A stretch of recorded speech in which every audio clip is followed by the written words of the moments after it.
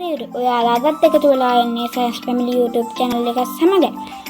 මම අද ඔයාලට කියලා දෙන්න හදන්නේ අපට පෙනීම සඳහා ඇසපමණක් නොව ආලෝකයක් අවශ්‍ය බව පෙන්වීමේ ක්‍රියාකාරකම. මේ ක්‍රියාකාරකම් කිරීමට මට අවශ්‍ය වෙන පියන සහිත කාඩ්බෝඩ් පෙට්ටියක්, කාසියක්, විදුලි පන්දමක් සහ පෙට්ටිය තුළට දැමිය හැකි කුඩා වස්තුවක්. දැන් අපි ක්‍රියාකාරකම් කරන විදිය බලමු. ඉස්සෙල්ලාම අපි පෙට්ටිය උඩින් සහ ඉදිරිපසින් සිදුරු දෙකක් සාදා ගන්න ඕන. ඉන්පසු පෙට්ටිය තුළට දැමිය හැකි කුඩා වස්තුවකට දමා ගන්න ඕන. මම නම් දැන් පෙට්ටිය තුළට කුඩා වස්තුවක් දමාගෙන තමයි තියෙන්නේ. ඉන්පසු අපි කාසියගෙන උඩ සිදුර වසන්න ඕන. දැන් අපිට කිසිවක් පේන්නේ නැහැ.